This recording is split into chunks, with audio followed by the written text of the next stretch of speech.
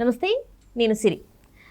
నాని గారి హిట్ 3 అయితే రాబోతుంది. అయితే ఈ సినిమాకి ఇంకా రిలీజ్ కాలేదు, కానీ అప్పుడే లాభాల బాటలో పట్టిన హిట్ 3 అని చెప్పేసి చాలా వార్తలు వస్తున్నాయి. మామూలుగా అయితే రిలీజ్ అయిన తర్వాత కలెక్షన్స్ పరంగా లాభాల గురించి మాట్లాడుకుంటాం. ఇది రిలీజ్ కాకముందే లాభాల గురించి మాట్లాడుకుంటున్నాం. ఇంతకీ ఏం జరిగింది అనేది మనకు తెలియజేయడానికి మనతో పాటు ఉన్నారు ప్రముఖ సీనియర్ జర్నలిస్ట్ యజ్ఞమూర్తి గారు. నమస్కారం సార్. నమస్తే సిరి. సార్, ఇప్పుడు చూస్తుంటే హిట్ 3 రాబోతుంది నాని గారిది.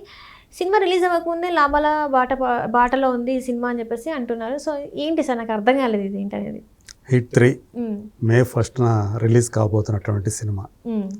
హిట్ అనేటువంటి ఒక సినిమాకు సంబంధించినటువంటి ఫ్రాంచైజీలో భాగంగా ఇప్పుడు ఈ హిట్ 3 అనేది వస్తూ ఉంది. దీన్ని అంటే బ్యాకింగ్గా ఉంది ఇప్పటి వరకు కూడా నాని అనే విషయం అందరికీ తెలిసిందే. వాల్ పోస్టర్ సినిమా నుంచి వస్తున్నటువంటి ఒక ఫ్రాంచైజీ. మొదటి సినిమా హిట్ అనే దాంట్లో విశ్వక్సేన్ నటించాడు. దానికి హిట్ ద ఫస్ట్ కేస్ అని పెట్టారు. నెక్స్ట్ సెకండ్ కేసు వచ్చేటప్పటికి అడవిశేష్. సో ఇవి రెండు కూడా అంటే హిట్ మంచి విజయం సాధించింది, హిట్ 2 ఇంకా పెద్ద ఘన విజయం సాధించింది. సో ఇప్పుడు తానే స్వయంగా, ఎందుకంటే మనకి హిట్ 2లో ఆల్రెడీ హింట్ ఇచ్చాడు చివరిలో క్లైమాక్స్లో కనిపించడం ద్వారా నాని నెక్స్ట్ వచ్చే దాంట్లో నెక్స్ట్ ఇన్స్టాల్మెంట్లో నేనే హీరో అని చెప్పేసి తను చెప్పేశాడు. సో ఇప్పుడు హిట్ 3 అనేది రాబోతూ ఉంది.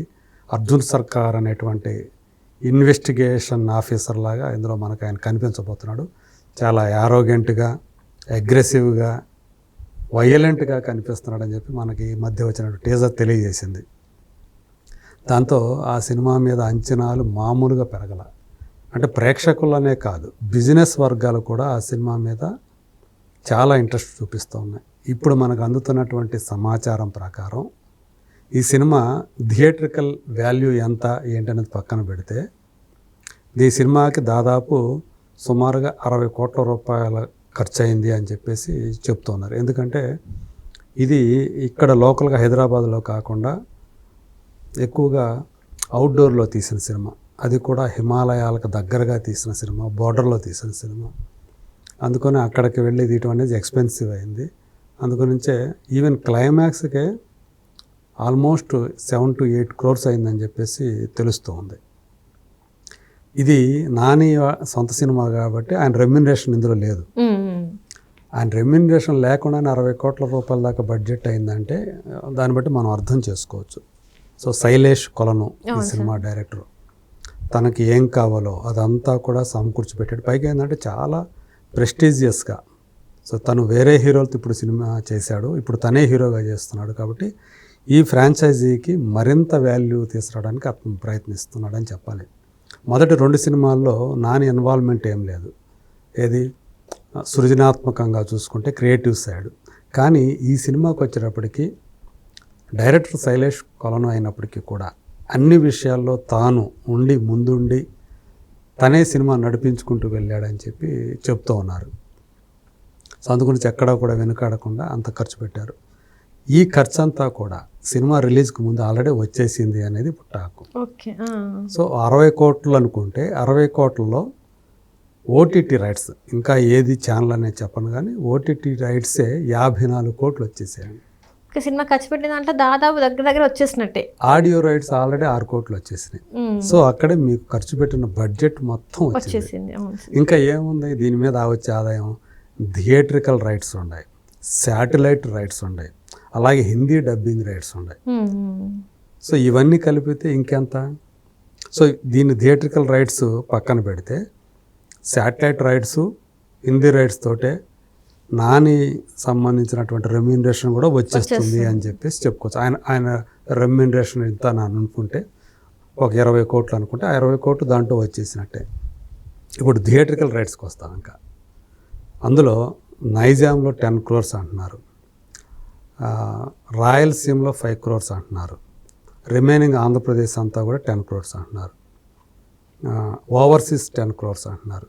సో అంటే అప్పుడు మీకు 35 కోట్ల రూపాయలు మీకు వచ్చేసింది. ఏది థియేటర్కల్ పరంగా అంటే ఆల్రెడీ ఈ సినిమా రిలీజ్కి ముందే 35 కోట్ల రూపాయల ఆదాయం వాళ్ళకు వచ్చేసింది. ఏంది వాళ్ళు ఖర్చు పోను. ఇక థియేటర్లో రిలీజ్ అయిన తర్వాత వచ్చే కలెక్షన్స్ మీద ఎంత ఆ ఓవర్ఫ్లో మీద దాని మీద కూడా వీళ్ళ వాటా వచ్చే అవకాశాలు ఉన్నాయి. రాబోయే రోజుల్లో ఈ సినిమా ఇంకా మరింతగా వాళ్ళకి లాభాలు తీసుకొచ్చే అవకాశం ఉంది. అంటే నిర్మాతకే మీకు 35 కోట్ల రూపాయల లాభం కనబడుతుంది ఇప్పుడు. ఇక డిస్ట్రిబ్యూటర్లకు ఎంత లాభాలు వస్తాయి ఏంటి అనేది సినిమా రిలీజ్ అయిన తర్వాత మనకు తెలుస్తుంది. సో అట్లా సినిమా రిలీజ్కి ముందే ఆల్మోస్ట్ 1 మంత్ ముందే ఈ సినిమా లాభాల్లో ఉంది అనే విషయం ఇప్పుడు బయటకు వచ్చింది. ఈ స్థాయిలో బిజినెస్ అయింది, ఓటీటీ హక్కులు ఈ స్థాయిలో అమ్ముడైపోయాయి అనేది. అంటే నాని అనే బ్రాండ్ అనేది ఇప్పుడు ఏ విధంగా ఉంది, ఎందుకంటే కోర్ట్ అనే సినిమా ప్రొడ్యూసర్గా అది కమర్షియల్ సినిమా కాదు. ఒక కోర్టు డ్రామా అంటేనే అసలు తెలుగులో కోర్టు డ్రామా నడుస్తుందా అని చాలామంది సందేహించారు.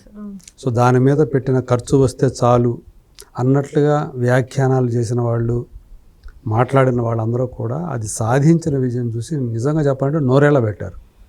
ఒక కోర్టు డ్రామా ఈ విధంగా డబ్బులు చేస్తుందా తెలుగులో? మనకి హిందీలో కోర్టు డ్రామా ఉండే కానీ అక్కడ పర్వాలేదు, బాగానే వచ్చింది. కానీ తెలుగులో ఇప్పటి వరకు కూడా ఇలాంటి అంటే రెగ్యులర్ హీరో హీరోయిన్ల ఫార్మాట్కి భిన్నంగా ఒక టీనేజ్ లవ్ స్టోరీ ఉన్నప్పటికీ కూడా అదంతా కూడా ఫస్ట్ హాఫే ఉంటుంది, సెకండ్ హాఫ్ మొత్తం కోర్టు మీద నడుస్తుంది. ఆ కోర్టులో వాదోపవాదాలు, దాని మీద వచ్చే సన్నివేశాలే నడుస్తాయి. మరి అందుగురించే నాని అనే బ్రాండ్ అనేది ఒక నిర్మాతగా, ఒక యాక్టర్గా ఎలా దూసుకుపోతున్నాడు అని చెప్పడానికి ఇదొక ఎగ్జాంపుల్ అని చెప్పి చెప్తూ ఉన్నారు. తను ఎంచుకుంటున్నటువంటి కథలు, తాను చేస్తున్న సినిమాల మీద తను పెడుతున్నటువంటి శ్రద్ధ అన్ని రకాలుగా. సో అందుగురించే అతని సినిమాలు అంత బాగా వస్తున్నాయి, అంత క్వాలిటీగా వస్తున్నాయి అనేటువంటి. ఏదో నేను డబ్బు తీసుకుంటున్నాను, ఈ సినిమా ఇంకా మిగతా పనులు మాకు సంబంధం లేదు అన్నట్లు ఉండకుండా, తను ఆ సినిమాకు సంబంధించి ఆ సినిమా బాగా ఆడాలి, ఆ సినిమాతోటి నలుగురు బతకాలంటే ఏం చేయాలి, తన వంతు ఏం చేయాలి అని అన్ని రకాలుగా శ్రద్ధ పెట్టి చేస్తున్నందువల్లే ఇప్పుడు ఏదైతే టైర్ 1 టైర్ 2 అని చెప్పేసి మాట్లాడుతూ ఉంటారో సినిమా పరిభాషలో, తాను టైర్ 2 స్టార్లలో టాప్లో ఉన్నాడు. సో రేపు అతి త్వరలోనే ఎప్పుడైనా సరే అతను టైర్ 1 స్టార్గా మారే అవకాశాలు ఉన్నాయి అని చెప్పి విశ్లేషకులు కూడా అభిప్రాయపడుతూ ఉన్నారు. ఆ రోజు ఎంతో దూరంలో లేదు అని కూడా అనిపిస్తోంది. సో ఇప్పుడు హిట్ 3 తర్వాత కూడా తను ప్యారడైజ్ అనే ఒక సినిమా చేస్తున్నాడు. అది కూడా నెక్స్ట్ ఇయర్ మేలో అనుకుంటారు, అది వస్తుంది. సో మొత్తానికి తన అన్నీ కూడా చాలా ఇంట్రెస్ట్ క్రియేట్ చేస్తూ ఉన్నాయి. ఇంకో పక్క చిరంజీవి గారిని కూడా ఆయన హీరోగా తను ఒక సినిమాని ప్రొడ్యూస్ చేయబోతూ ఉన్నాడు. సో ఏదైతే ప్యారడైజ్ తీసాడో ఆ డైరెక్టరే శ్రీకాంత్ వదేలా. సో ఇలాంటి చాలా ఇంట్రెస్టింగ్ తన సినిమాలే కాకుండా తను ప్రొడ్యూస్ చేస్తున్న సినిమాలతో ఇంట్రెస్ట్ క్రియేట్ చేస్తున్నాడు. అందరి దృష్టిలో ఇప్పుడు అందరి దృష్టి అతని మీదే ఉంది. ఎలా సాధ్యమవుతుంది నానికి ఇలా చేయటం అని చెప్పేసి.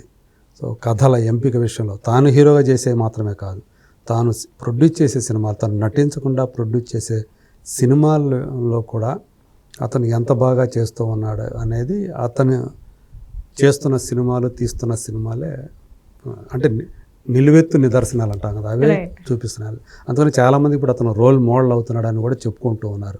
మరి రాబోయే రోజుల్లో ఇంకెన్ని వండర్స్ తను చేస్తాడో, మనకు చూపిస్తాడో చూడాలి. Right thank you so much. Thank you.